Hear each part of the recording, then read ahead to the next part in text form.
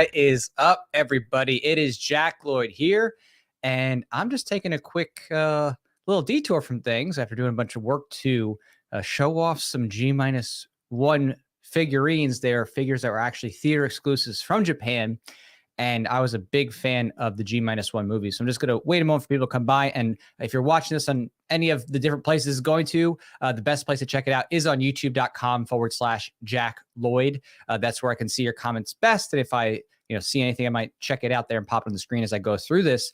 But I'm going to be going over some of these theater exclusive figures, and I actually have them right here with me. So I'm going to do a little bit of a close up on those things and show them off. So be happy to have anybody pop on by and say hi. I can see a few people are starting to pop in, but without further ado, I'm going to go ahead and show off some of this stuff here. So as you know, the G-1 movie was a resounding success. The budget was something under $15 million, and I mean it's blown everything out of the water. It was going up 20-ish million over in Japan. Then it started to come over to the US and people were loving it. And so they kept extending the theatrical release. They kept pushing it back and having more showings because people were just loving the movie. And of course, myself included. And I told a lot of people, I said, listen, this is not just one of the best Godzilla movies of all time. This is the best movie of 2023, hands down. And I'd seen Oppenheimer, I'd seen Barbie. And there was some fun stuff about those. Barbie was a little too SJW for me. And, there's, some of the stuff too in Oppenheimer there, with the communist stuff. But in any case, it is clearly the winner of 2023. The Godzilla franchise and Toho has definitely come out and killed it with this movie. And I would think at this point, most people have probably seen it who are hardcore fans. So, I'll talk a little about the movie. But, if you're trying to be careful because you still want to see it, then, maybe pause this for later. But I will just say that when it comes to the movie itself, I think what really stuck out to me about this movie is that they had really deep emotional character development. The characters had strong reasons for what they were doing, with the protagonist and his, distaste for war and not wanting to die. And so, not wanting to be a kamikaze pilot, to people being frustrated about the war in Japan and the fears of the loss and the death and destruction. It just really carried you through this emotional journey. And I thought that the situation with the protagonist and his neighbor lady, and then this woman he found who had this baby, that was a unique dynamic because it wasn't that the woman that he found was some type of single mom where she didn't have, her husband or some type of thing. It was that she actually just took care of a baby whose parents had died, which made it much more refreshing of a story than, all the movies and TV shows that are just about single motherhood and stuff like that in a, hating men light. So it had nothing to do with that, which was really refreshing. And then as you can see here, they did a great job with this Godzilla. I mean, the design on it that Takashi Yamazaki did, I mean, is just incredible. And he had done a few different things designing Godzilla as a visual effects artist over the years. My understanding is he had done something for a game and then the Godzilla ride. And so he had been developing a stylistic new version of Godzilla for a while. And this is kind of the final form. And honestly, it's one of my favorite designs of the G form. Before this, I would say probably the Heisei era Godzilla in the 90s was my favorite, maybe followed by Godzilla 2000. But this one, I think, bridges that gap between the old school Godzilla and kind of that modern intimidating flair. And I just think that they did such a great job with this. I mean, you can really see with that face, it just has this kind of menacing look to it. And the detail in the skin and the extended spines just really kind of set this design apart. Some of the other spines are a little bit more rounded, but this one has a little bit sharper spines. It was really just fun to see. And as you can see, it comes here. This is the theater exclusive version. So it comes here with the official tag from Bandai. And why it's unique is that, you can only get these over in theaters in Japan. So I actually had to get this from Japan in order to, have it here because unfortunately, because it's not an American-made movie, they didn't release figures with it, you know, like with Legendary and how they got the license to use it through 2020. So, you know, it's a gorgeous figure. It's incredible, you know, to look at. It's a PVC, as you can see there. It's got a bunch of Japanese that I can't read, but you know, it is just a really cool piece to have. Now, they did make a bunch of different items for the theater release. They didn't just have this version. So with me, you know, I gotta have it all. So they also had this metallic Godzilla. And so as you can see here, it's got this kind of shimmer to it. And that really stands out. You know what I mean? It kind of glistens here in the light. Super cool looking. And if you compare the two, you know, you can really see the differences there. You know, the matte one versus this metallic one. And again, they did a great design on the face. Let's get in focus there. You know what I mean? Just this intimidating look. Godzilla always, to me, had this kind of blend between a reptile and a dinosaur and like a cat. Like it always had a very feline face to me. You know, almost like the mouth design reminds me of a little bit of like a cat's mouth and a lion combined with some type of dinosaur. And I think this one really blends that design well. It makes Godzilla unique. The eyes really stand out. You can see there that shimmer. So super cool figure, you know, really great figure just to have on display if you're you know, Godzilla fan / collector like I am. You know, I'm getting to the age where, you know, I'm more just specifically wanting certain things, and I think theater exclusives are kind of the direction I'm going in for specific collecting. I like having something that's unique, that's hard to get, and that, you know, stands out from other stuff. So, you know, and the MonsterVerse Godzilla is not my favorite design, certainly. I mean, there's some fun aspects to it.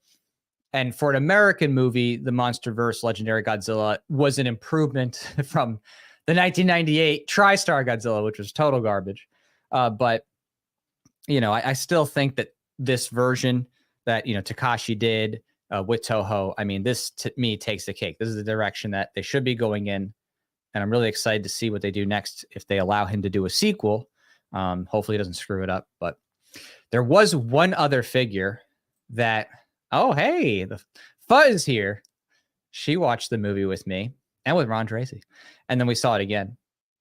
So this Godzilla is the same thing, of course. So as you've seen, it's the same exact designs by Bandai, but they just do different colors.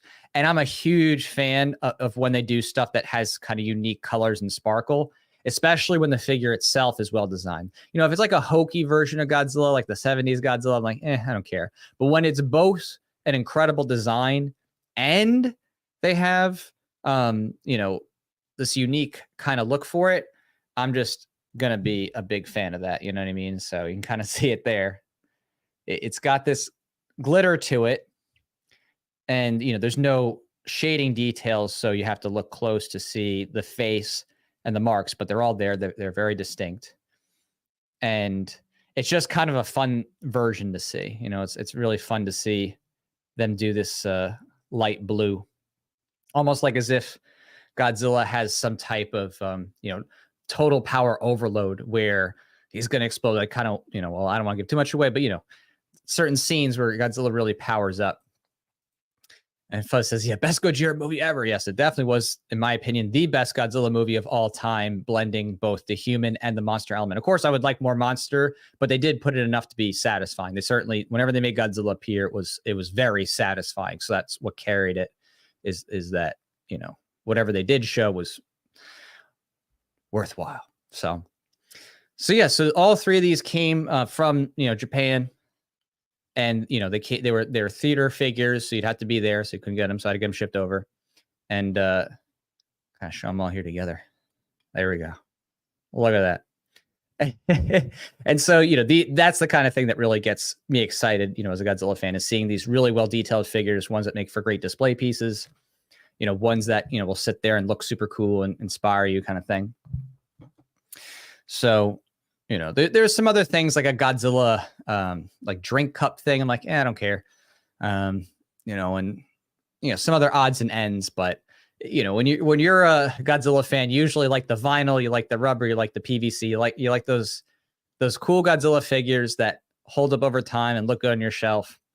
And then when people come over, they look at your wall and like, oh my gosh, what do you do with all of these Godzillas? So if you're thinking about getting them, you definitely can. I think there's still some available. I'm not sure if they're going to make more. But I see them online and they typically are running something in the realm of 60 to 100 a figure, maybe more, depending. Probably because maybe the demand's a little higher now because everybody really liked the movie. And I'll show you here too. Let's show off on the bottom the feet, because one of the things you like looking at as a fan is you like seeing the feet stamps to show that it's authentic. They put those little marks on there. So it's got TM and Toho Co. Limited, Bandai China, serial mark there.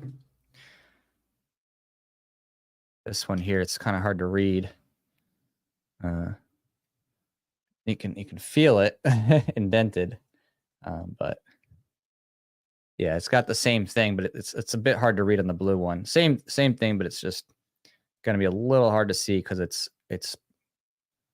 printed into there. It's cut out. It's not just digital ink. And then, yeah, this one you can definitely see the feet. Dun, dun, dun. Right, so you like all those elements of authenticity. You know what I mean? That show that this is a legit figure, not just some cheap knockoff. Yeah, Trent says, "Nice if you have a foot fetish shoe." Yes, if you if you have a fetish for feet, it's hard to beat the size of these ones, right? Fellow says, "You never notice those feet stamps?" Yes.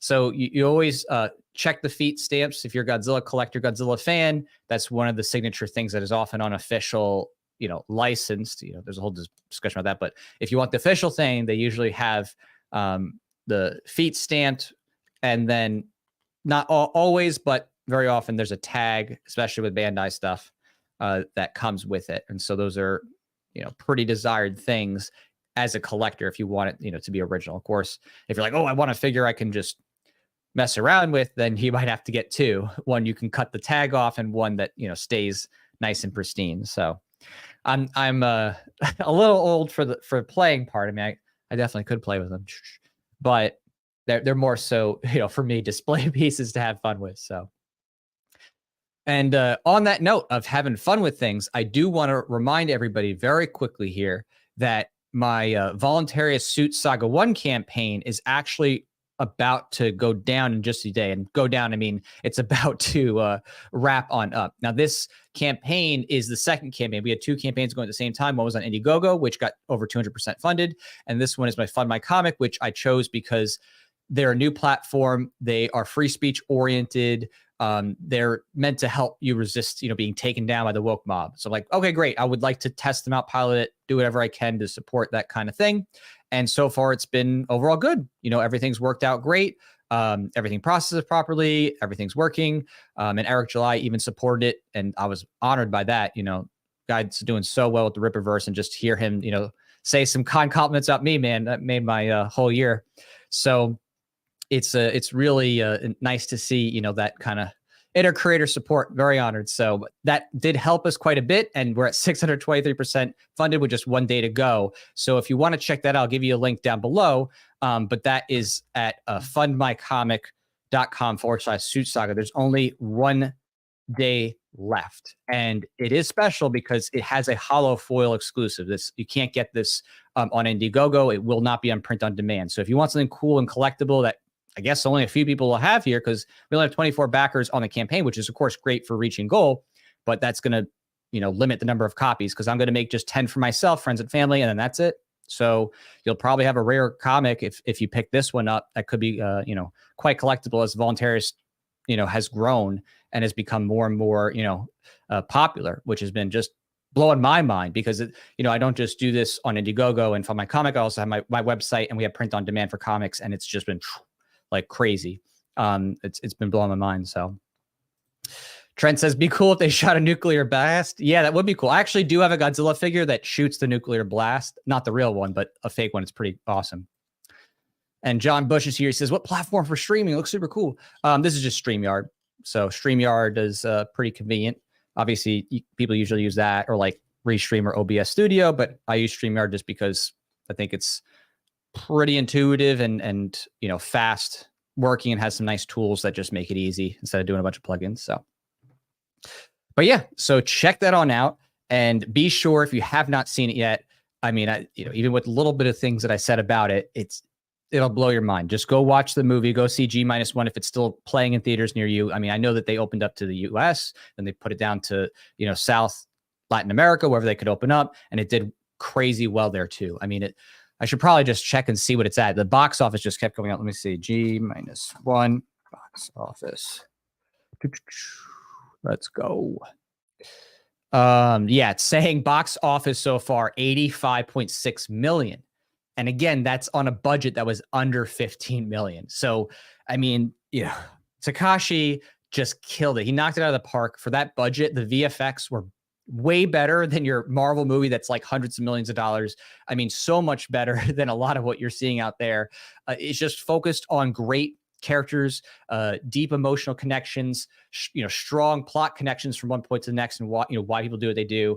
And whenever they had Godzilla, it was just really well done. I mean, just incredible. You'd think that, this would have tens and tens of millions of dollars for budget on this, and they didn't. He was the VFX lead. He was the writer and the director. So this was his baby, top to bottom. He controlled it, made sure that it was perfect. And you see it, when you see someone have total control like that, and they're like, okay, I can't blame anybody else for how this comes out. Whatever I make with this, that's on me because I'm the person who's at the lead of every single aspect of this. Now, there's some incentives there for making sure it looks good. And, as you can see, they just killed it. I mean, this was a menacing, terrifying Godzilla that made you feel like it was a force in nature that was, going to come and destroy everything. And, you really felt it, so you got to see that IMAX, Dolby, whatever else you can catch it on. So, oh, and there's Trent. Take care. He's got to make a dinner. So yeah, see it, watch G-1. You won't regret it. Even if you come in with low expectations, even if you come with high expectations, I've told people like, oh, it's good. And then they come back and it's like, oh, it was even better than expected. Again, I don't want to hype it up too much, but when you're so starved for a good movie, especially with the crap that Hollywood's been putting out, Godzilla really satisfies, and it's way better than the MonsterVerse Godzilla. I mean, by far, just the writing, the action, and everything is just better. So I think Legendary actually needs to take some cues from Takashi and Toho and what they've done and do something with that. So, all right, well, I gotta get back to some more work, but again, check out the Voluntarius Suit Saga 1 campaign. It ends in just 24 hours tomorrow, and it's got some really cool stuff. I mean, it just, as you can see right here, even this alone, this bookmark, this metal bookmark, I have several of these that I'm using. It's really nice. It feels good. It lasts. It looks cool to see, great for whatever you're reading, whether it's my comics or other comics as well. And there's, even cool extras like this Valencap card. And we unlock 6 bonuses on Indiegogo. And I said, as a thanks to everybody, that even on this campaign, even on the Fund My Comic, you're going to get those bonuses as well. So the bonuses we unlocked for Indiegogo, everyone's going to get on Suit Saga on Fund My Comic, in thanks for just the great support and, the extra stuff that Eric July did. Just cannot thank him enough. So I want to pay that forward to everybody who's supporting there too. All right. Take care, everyone, and watch G-1. See you later.